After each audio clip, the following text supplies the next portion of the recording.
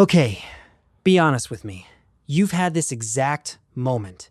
You're sitting on the toilet, you reach over for the roll, and nothing. Empty cardboard tube. And there's that little spike of panic while you do the math on what's within arm's reach. A tissue box, the paper towels in the other room, that one crumpled napkin in your jacket pocket from 3 days ago? We've all been there. And here's the thing that smacked me in the face the first time it really happened to me out in the middle of nowhere. Toilet paper is shockingly new. Like, your great-great-grandparents probably never touched a roll of it in their lives. So what did everyone before us actually do for basically all of human history? That question has been living rent-free in my head for years, and today we're going all the way down. So let me set the scene. A couple summers ago, I'm camping up in the Sierras with some friends. Second morning, nature calls, I grab my little bag, walk off behind some rocks, and I left the toilet paper in the car, which was a 20-minute hike away. And I'm standing there doing what I can only describe as a survival assessment of the local plant life. Pine cone? Absolutely not. Smooth rock? Maybe. I ended up with a handful of leaves and a quick prayer that none of them were poison oak. And while I'm crouched there, mildly traumatized, this thought hits me. This is it. This is what humans did for 10,000 years. I'm not having a weird camping problem. I'm having the default human experience. The roll is the weird part. Because here's the timeline that breaks people's brains. The soft 2-ply comes on a roll stuff in your bathroom right now that's about 150 years old. Humans have been around for a couple 100,000. So for something like 99.9% of our existence, we wiped with whatever was lying around. And what was lying around depended completely on where and when you lived. So let's go actually look. Start with Rome, because the Romans are always the most extra. Picture a Roman public toilet. Now throw out everything you're imagining, because there were no stalls, no doors, no privacy. It was a long marble bench with a row of holes cut into it, and you sat down right next to a total stranger and just made eye contact, probably. People talked business in there. It was social. And the wiping tool? This is the famous one. A sea sponge stuck on the end of a stick. It's called a tersorium. You'd reach down, do your thing, and then here's the part that ruins people. You'd rinse the sponge in a little channel of running water at your feet, or a bucket of vinegar and salt water, and leave it for the next guy. A communal sponge, shared by everyone. I actually stood in one of these. 2 years ago, I scraped together enough money to do a research trip to Italy, and I went to Ostia Antica, this unbelievably well-preserved old Roman port town just outside Rome. And they still have the latrines.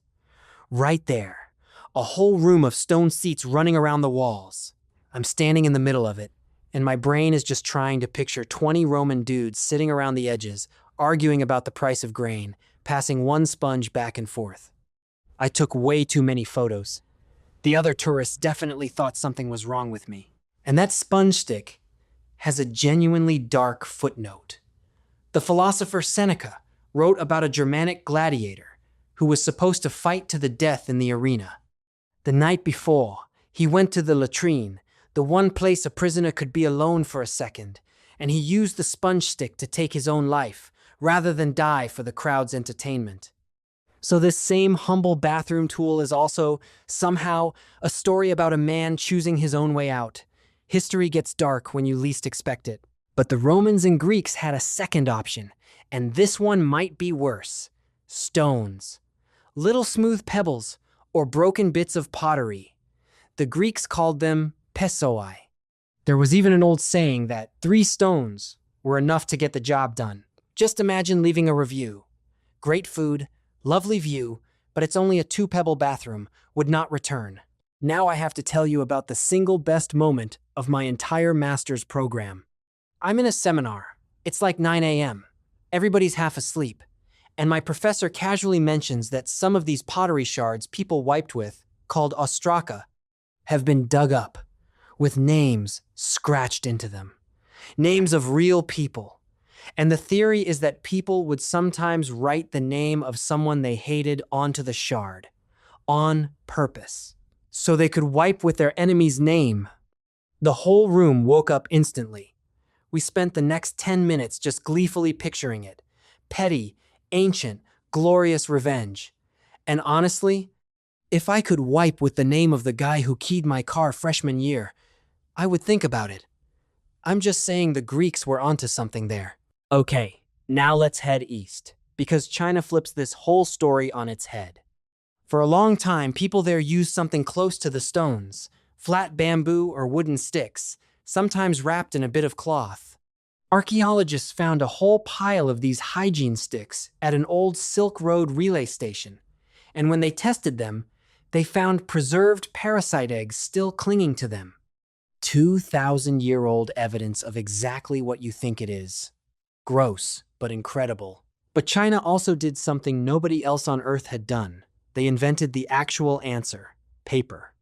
By around the 6th century, a scholar named Yan Zitui wrote that he refused to use paper in the bathroom if it had the names of sages or quotes from the classics printed on it. Which kind of gives the game away, right? It tells you people were already using regular paper for it. And by the time of the Ming emperors, the imperial palace had workshops producing soft, perfumed sheets of toilet paper just for the royal family. Big tribute sheets, made specifically for the emperor's backside, while the rest of the world was still out here with sponges and rocks. Meanwhile, across enormous parts of the world, the Middle East, South Asia, a lot of places, the answer was simpler and honestly cleaner than anything Europe was doing: water and your left hand. And this is the part a lot of Americans don't fully realize. That method never went away. Most of the planet, right now, today, does not use dry paper. The bidet, the little water spray, the whole setup.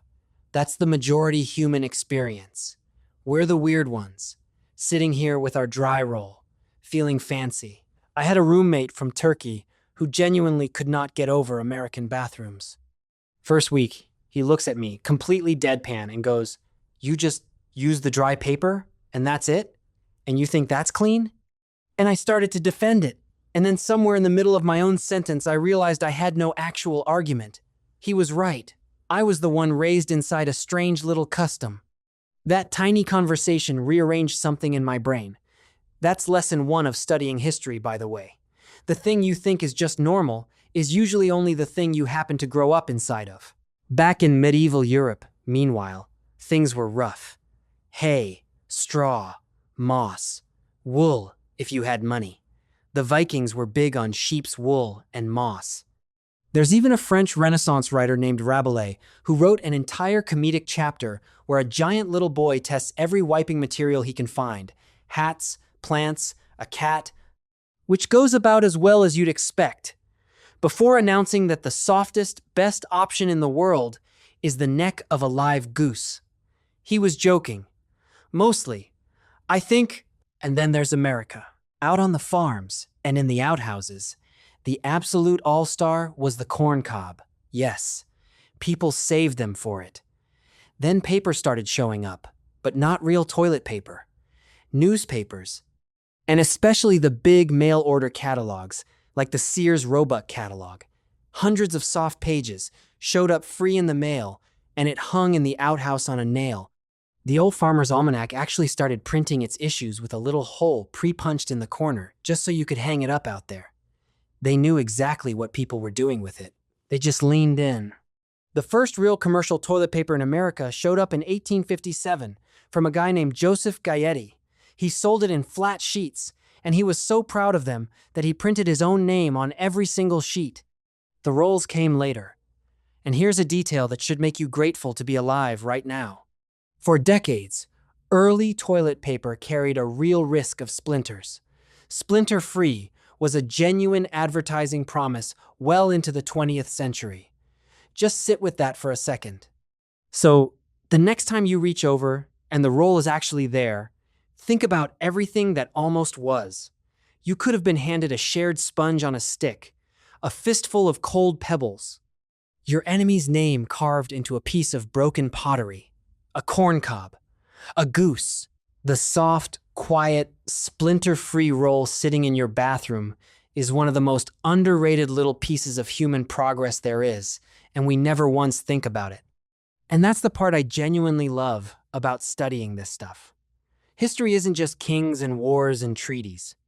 It's the tiny, everyday, slightly embarrassing things, the stuff so normal that almost nobody bothered to write it down, that actually shows you how people really lived.